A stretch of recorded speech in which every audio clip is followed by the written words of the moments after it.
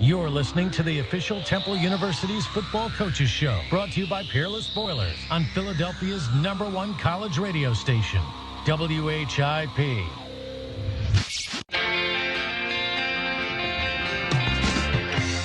Welcome back, everybody. WHIP Radio here in Philadelphia. Zach Gelb here with you. Flying solo, taking you up until noon Eastern time, where the Temple Sports Hour will come your way. It's Penn State week, and we can't wait for the football game. That will happen Saturday, 3:30 at the Link. So it's time for the official Temple University Football Coaches Show, brought to you by our friends at Peerless Boilers. Peerless builds America's best boiler. So let's welcome in the head football coach of your Temple Owls, and that is Coach Matt Rhule. Coach, how you doing?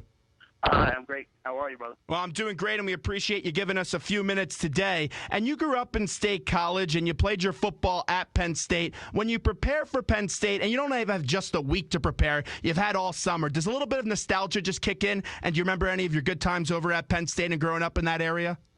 Not really. I mean, maybe early on in my career, when I first started playing. But at this point, it's just week one, and my focus is just so totally on our kids. Last year, Kyle Friend, he said it a few days ago, that the team got a little bit giddy when they played up against Penn State, and that did have an effect on them. That tune has really changed, and you heard it from Matt Ioannidis the other day, who said, quote, "This is just game one for us. It's never about who we're playing. It's about us," and close quote. How long has it really took your team to buy into that approach through your 3 years here at Temple University? Well, we certainly didn't buy into it last year enough. I mean, they were working on it. And we'll see. I mean, they're saying that right now. We'll see how they approach the game. I mean, you will never know until game day if they truly are buying into, hey, focusing on ourselves, not the opponent. But when you do that, Zach, when you focus on yourself, you can be a consistent team from week in and week out, play the same against whoever you play.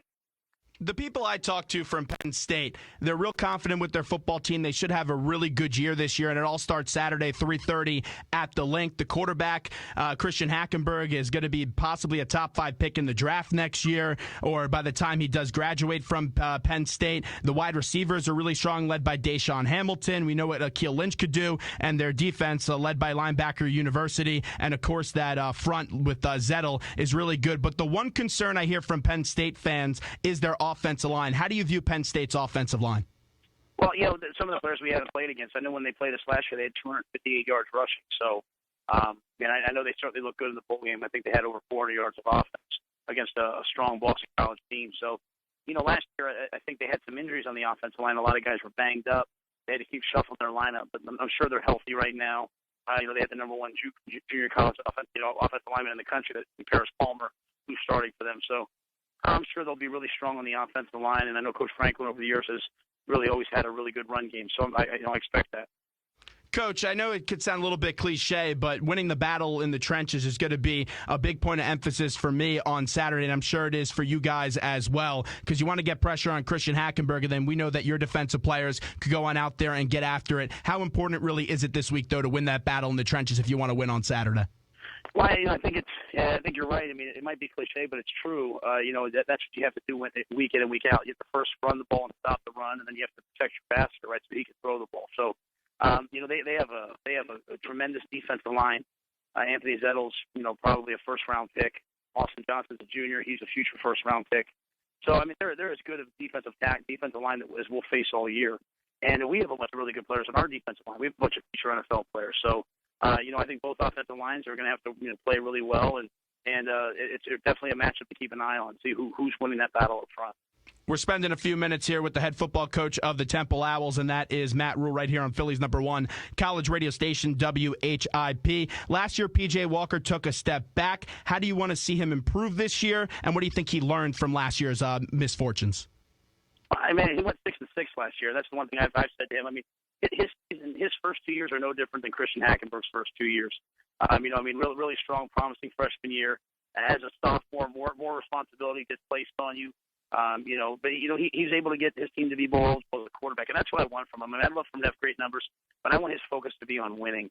And, not a lot of quarterbacks, are able to do that. He has that mentality. He wants to win. He's not concerned with the stats. So the biggest thing that he has to do to improve from last year is just not turn the football over. I mean, you're going to have interceptions. Things are going to happen, but you want them to be, great plays by the defense. You don't want to just give plays to away. And we gave too many plays away last year. So I want him to continue to focus on just being a winner, not worrying about anything else.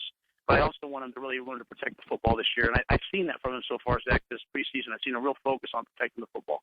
And last year, he really just didn't have a whole lot of playmakers around him. You had some really good young talent, but not as much as depth as you do have this year. You look at the depth chart this year, you have a really good offensive line, you have some real talented big wide receivers, and a really good run game. Is it just going to be that, hey, P.J. Walker's a little bit more comfortable this year, and he has more pieces around him, and that's why you'll have some more success, hopefully? Well, I think it'll come down to our offensive line. If we can run the football, it takes a lot of pressure off a quarterback.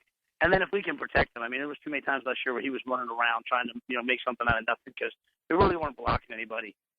So, I think it starts really with our offensive line. They certainly have the talent. They have the ability. It's just going to be a matter of they can put it all together and go play as a unit. And if we can do that, I certainly feel good about our wide receivers. We have some guys, Robbie Anderson, and some of the other guys who are established. We know that Robbie can make plays. We know some of those other guys can make plays. That should really take a lot of the pressure off the quarterback position. I was reading an article on ESPN that gave a lot of praise to your defensive coordinator in Phil Snow, and it was talking about how his defense is a little bit complex and the players just had to trust the process, and how Temple football is really one of those model defenses around the country. But I want to flip it to the offense as well. With Marcus Satterfield in his system, like you bring in a player of Adonis Jennings who's going to make some big plays for you this year, hopefully. How long does it take a player like Adonis Jennings or Colin Thompson or Keith Kirkwood from last year to really to get a full understanding of this offense? Well, I think usually it takes you a spring and a summer, and luckily for Adonis, he was, or a spring and a fall, and I think Adonis, luckily, he was here this summer, so that you have some time to learn it. Receivers maybe not as difficult as the tight end position. I think, really for Colin, still learning something new every day because, you have to not only master the passing game, but you have to master the run game as well, and so there's really a lot that goes into those positions. So I think it takes time. I think we're every bit as detailed and as complex on offense as we are on defense, and we probably made a decision last year, to be a little bit simpler on offense, and I think it backfired on us. So we've kind of gone back to who and what we are for the things we did the first year, and I think our players are ready for it. I think they're prepared to step up and play well. It seemed like Roman Deloach really did grow up in this camp, and I heard you say that before in your press conferences. Red zone scoring has been a problem over the last few years. Where's your confidence level out about punching in the football when you get inside the 20? Yeah, I think we'll be good. I mean, 2 years ago we were last year we were atrocious. We were like 40%, touchdowns inside the red zone. Now 2 years ago we were 70% touchdowns in the red zone, which is as good as anyone in the country. And I think a lot of that was Robbie made a lot of plays down inside the 20. He was always a threat, and it really opened up the run game. It opened up John Christopher. It opened up the quarterback position. So I think having Robbie down in the red zone, and then the fact that Roman made such an impact at the end of last year catching fades. I think it's going to put some pressure on defenses, and hopefully then we can run the football, work them underneath routes, and get back to that 70% touchdown mark, which is what you need to do to be a good offense. In practice, have you seen the chemistry still there between PJ and Robbie? Oh, absolutely. I think one of the things about Robbie is he's just a competitor. So when you get guys who compete, who don't like to lose, who like to win, they're easy to play with. Whether you like the same music, whether you watch the same shows, whether you like the same teams. Two competitors always find each other, and PJ's certainly a competitor, and Robbie is as well. Final one with the head football coach, Matt Rhule, powered by Peerless Spoilers. Peerless builds America's best spoilers on the official Temple University football coaches show on WHIP radio. Give me one guy on offense and one guy on defense that we didn't really hear a whole lot of last year that could really make up and be a big factor for this team this year as we enter into Saturday. I think on offense, I would say Raquel Armstead is a true freshman. I think you'll see him work with Jihad and play well and make a lot of plays. And on defense, we were such a veteran group over there. I think Freddie Boothroyd's a kid that has really grown up, and he thought he won't start for us, but would come in and give us some much needed breaks and some snaps on defense on the defensive line and try to keep us fresh. Coach, we appreciate it. We'll be watching on Saturday. We'll be calling the game from the stadium. Thanks so much, and we'll talk to you soon. All right, thank you, buddy. There's head football coach Matt Rhule joining us on WHIP Radio on the official Temple University football coaches show, powered by our fine friends at Peerless Spoilers. Peerless builds America's best spoilers. So there you go. We're ready. Coach is ready. Everyone's ready for Saturday. We just got to get to kickoff. And what we'll do right now, time the WHIP studios is 11:40. We will take a break. And when we get back, I want to get into some of this Deflategate stuff that's going on as a ruling is expected soon. Zach Gelb here with you, flying solo. We'll take a break, and we'll be right back.